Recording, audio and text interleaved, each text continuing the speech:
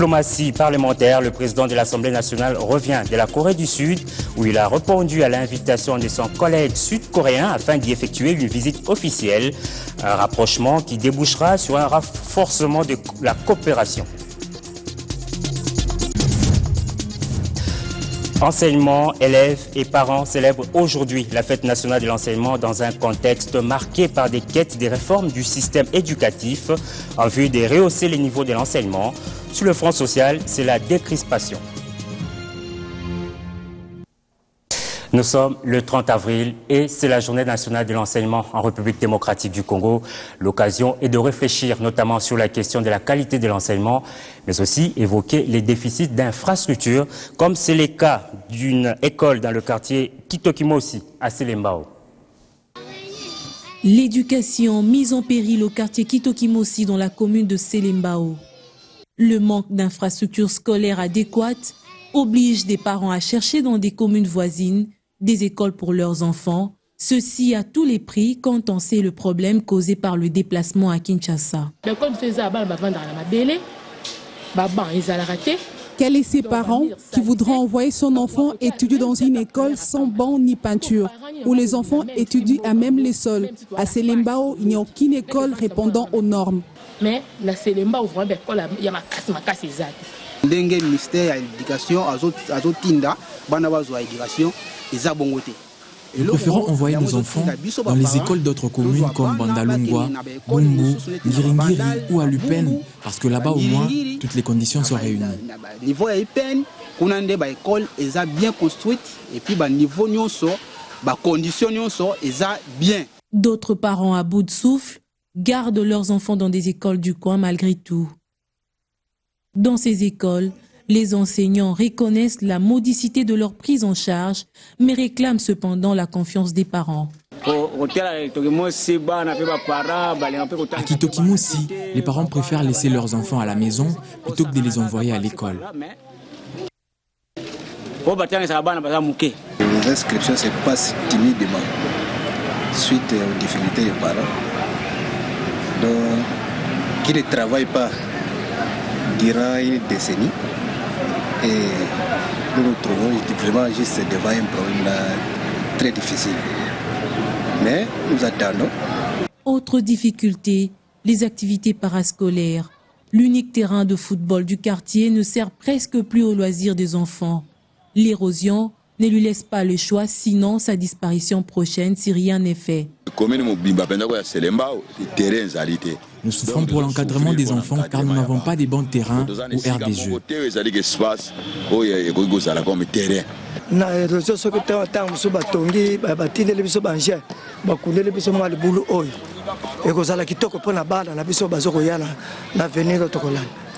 Nous allons jusqu'à Lupen pour chercher des terrains parce que nous n'en avons pas ici. Des érosions ont englouti tous les terrains.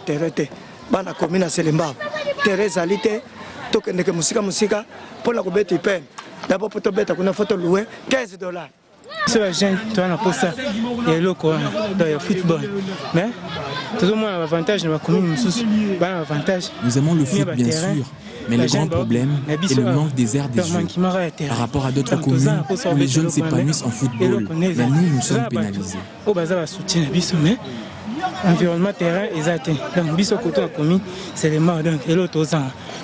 Qu'en est-il des réhabilitations et des remises d'écoles? C'est la préoccupation des habitants de ce coin au regard du sourire que les autres retrouvent à travers pareils gestes. Mais tout le monde vient de sentir une joie auprès de ces enfants, puisque dès qu'ils avaient entendu parler que notre école bientôt sera inaugurée, ils sont venus en uniforme. Ça montre déjà que la rentrée scolaire n'est pas problématique pour l'épée Makala. Le lundi 8, nos enfants seront ici à l'école. Merci pour votre Merci de nous avoir conçu cette école près de nous, car l'épée Makala va assurer notre encadrement scolaire. 17 filles. Pour le gouvernement, le secteur de l'éducation figure parmi ses priorités. Le président de la République a mis l'éducation au centre de la révolution de la modernité, l'éducation comme fondation des progrès de ce pays. Vous savez qu'il ne peut pas y avoir de progrès sans investir dans l'éducation dans toute sa structuration. Certes, le pays compte sur l'éducation nationale et s'y investit. Une démarche de longue haleine qui laisse sur la quiétude les écoles non encore touchées par des modifications. Il y a encore à faire pour remonter la pente et combattre l'analphabétisme au pays. C'était là un dossier signé Fezamika. Restons dans l'enseignement pour parler de la réforme du système éducatif. Là-dessus, la rue s'est exprimée. Je vous propose de suivre. C'est férié parce que c'est la journée de l'enseignement, c'est la fête de l'enseignement. Si c'était moi, aujourd'hui, on devait faire l'état général de l'enseignement. C'est l'enseignement qui élève la nation. On dit que c'est la justice, oui. Mais sans cadre, sans enseignement, on ne peut rien espérer. Dans un pays où il y a des analphabètes, qu'est-ce qu'on peut espérer encore? On allait faire l'état général de l'enseignement.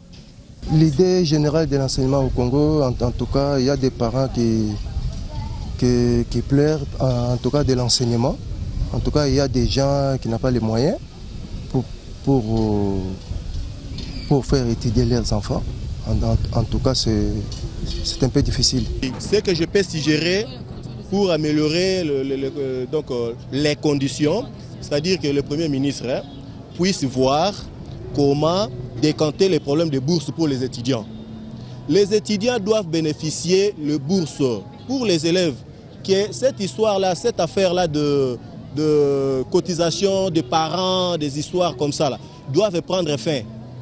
Et que les enseignants soient très bien rémunérés.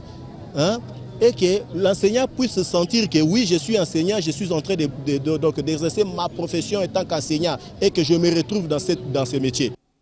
Ces propos ont été recueillis par Dorcas Mbouyi.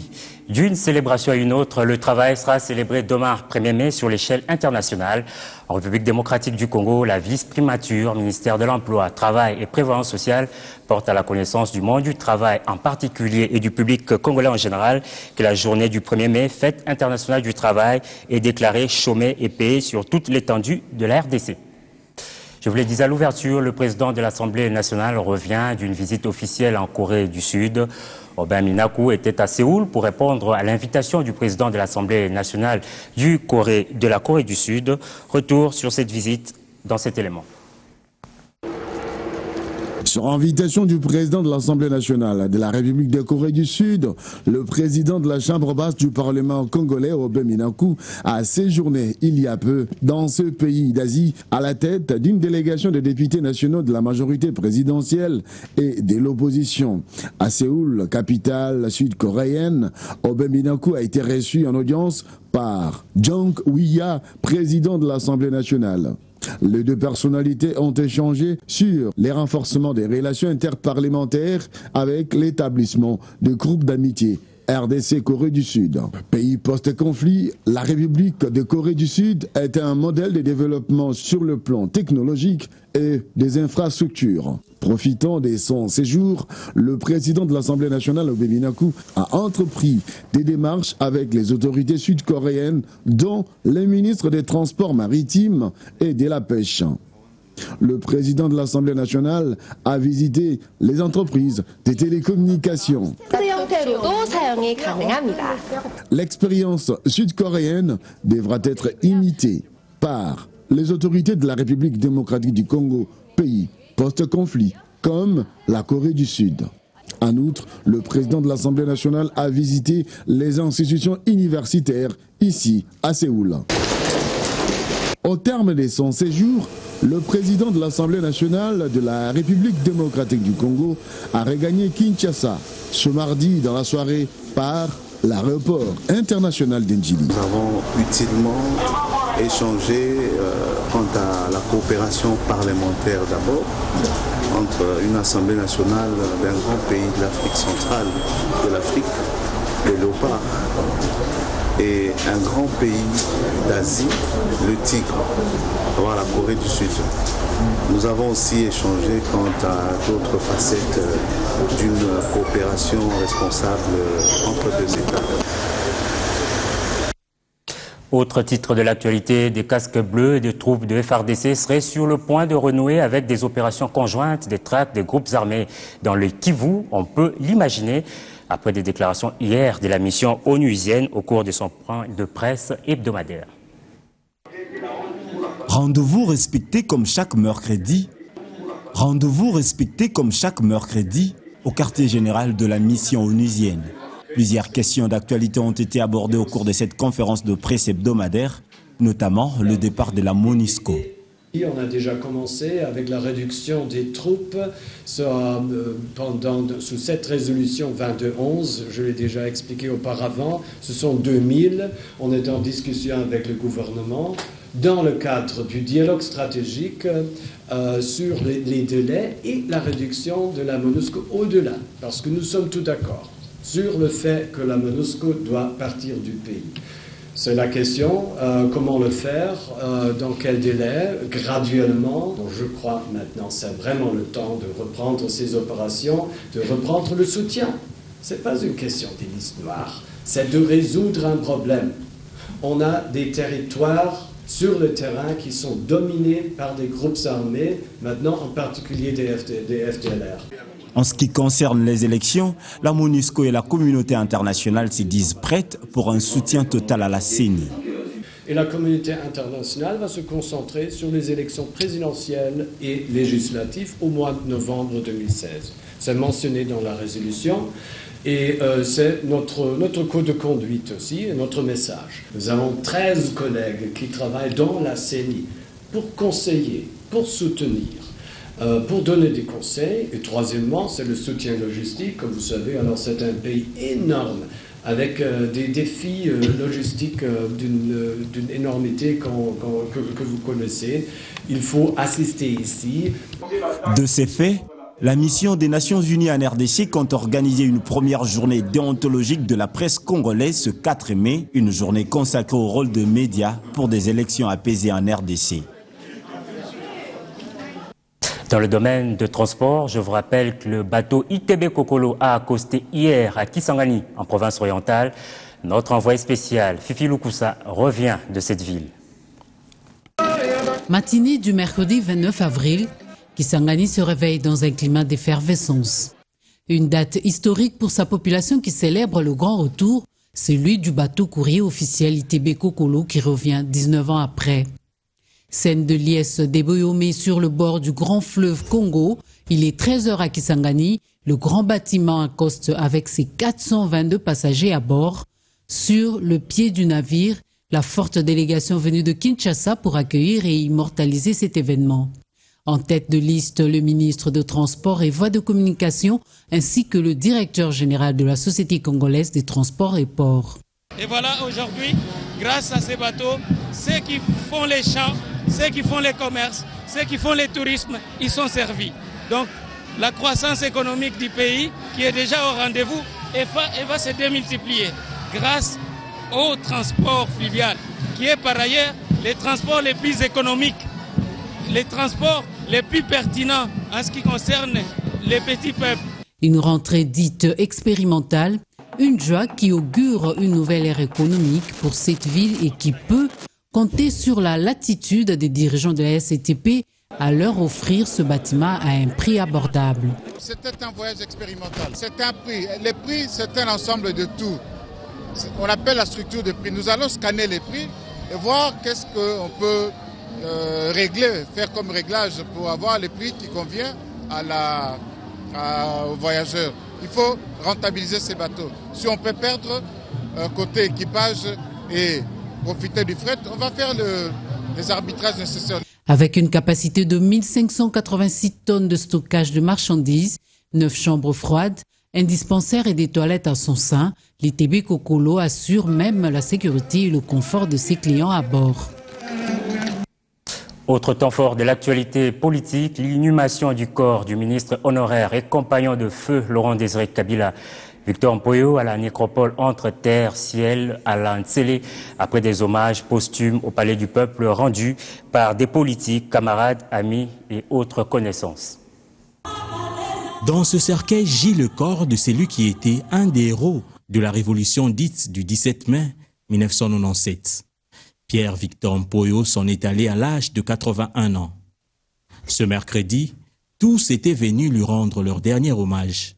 Le président de l'Assemblée nationale, représentant personnel du chef de l'État, celui du Sénat, le Premier ministre, la famille de Mzé, ses compagnons révolutionnaires, tous gardent de bons souvenirs de cet homme d'État aux qualités impressionnantes. C'était un homme extrêmement généreux, extrêmement généreux. Tout ce qu'il avait, il pouvait le donner pour se priver et se sacrifier lui. Et ça, je pense que beaucoup qui ont bénéficié de ses largesses le reconnaissent. J'ai retenu, pendant longtemps, il m'avait expliqué la théorie du chaos. Et il avait dit exactement ce que son fils vient de répéter aujourd'hui, que l'Afrique, c'est la prochaine destination du monde, avec ses nombreuses ressources, et le Congo sera la locomotive. Et je me rappelle encore une fois, là où il tenait à m'accompagner à la tribune des Nations Unies, quand j'allais prononcer le discours que nous étions agressés. C'est l'homme qui m'a soutenu, et nous avons fait des séances de prières et de prières avant que j'aille aux Nations Unies. Pierre-Victor Mpoyo n'était pas seulement un politique. Ses frères artistes peintres n'ont pas voulu manquer cet instant.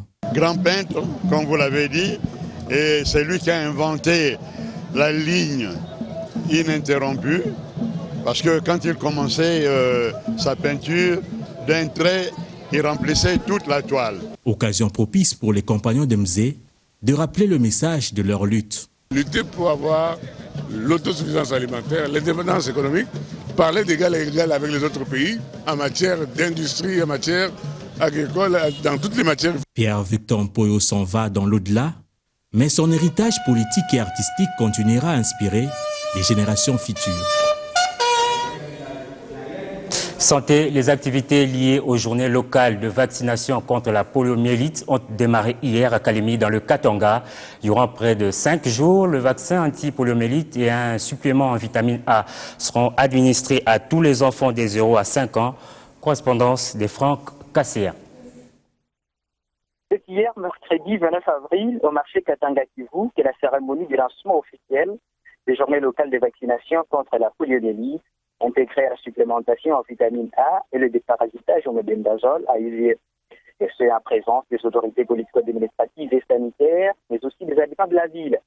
Prenant la parole pour la circonstance, le chef d'antenne Pep Tanganeka, qui a représenté le chef de la division provinciale de la santé, a indiqué qu'environ 527 587 enfants de 0 à 59 mois sont attendus pour le VPO. 427 990 des 12 à 59 mois recevront le Vermont, et ceux des 6 à 59 mois, estimés à 468 090, devront être supplémentés en vitamine A sur toute l'étendue de la province, de la future province du Tanganyika. Kolar Madika Kassongo a précisé que la stratégie est le porte-à-porte, c'est-à-dire les vaccinateurs passeront maison par maison pour vacciner les enfants. Pour sa part, le chef de division unique du Tanganyika a remercié tous les partenaires pour leur accompagnement. Gaspard Manzamoukalaï a par ailleurs invité les parents à faciliter la tâche aux vaccinateurs en disponibilisant leurs enfants. Notons que cette campagne durera 4 jours, soit du 30 avril au 3 mai de cette année. Coup d'œil dans la presse à travers les lignes législatives provinciales. Le phare voit l'opposition entre le boycott et les tubes digestifs.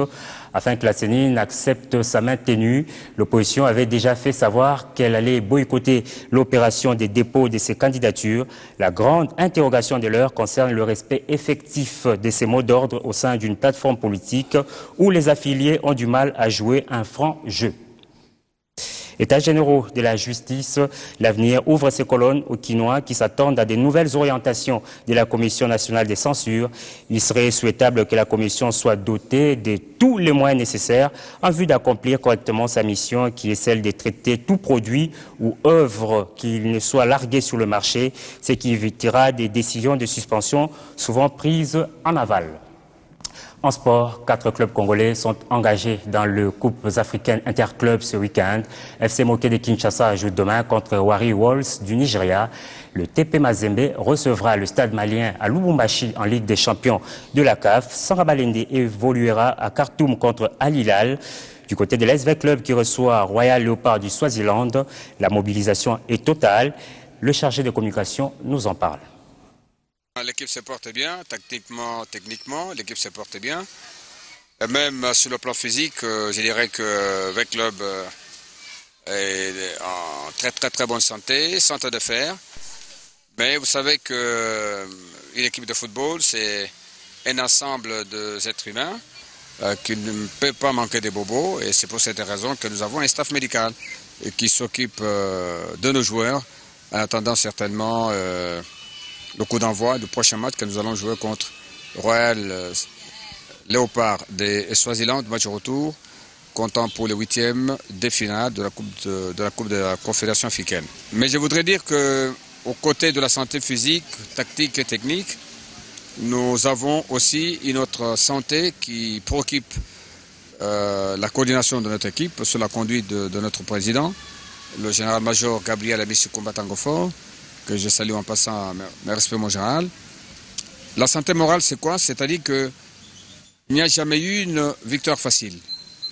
Il n'y a jamais eu une victoire facile dans tous les coins du monde, dans tous les domaines de la vie. Et pour ne pas tomber dans les erreurs du match aller que nous avons joué sur le terrain de l'adversaire, V-Club, sous la conduite de son président, comme je viens de le dire maintenant, fait le rappel des troupes. C'est-à-dire quoi? C'est-à-dire qu'une réunion extraordinaire, appelée et qualifiée réunion stratégique, aura lieu au stade Tata Raphaël, plus précisément dans son salon d'honneur. Et cette réunion connaîtra la participation de tous les vice-présidents de la coordination de l'équipe. Football, basket, volley, judo, je dis bien tous les vice-présidents de la coordination de l'association sportive V-Club. Mais quelles sont les chances des clubs congolais? Élément de réponse dans ce récit. Le week-end prochain s'annonce très décisif pour les 4 clubs congolais engagés en Coupe africaine interclub. Tous ayant presque perdu en match aller devront relever la tête pour leur qualification en prochain tour. L'espoir réuni de ces 4 clubs qui devront offrir leur hospitalité en terre congolaise en Ligue des champions africaine. Le tout-puissant Mazembe se voit presque en quart de finale après son nul arraché au stade malien à Bamako, à condition de gagner ou de conserver ce score. La défaite à son stade ne serait pas la bienvenue.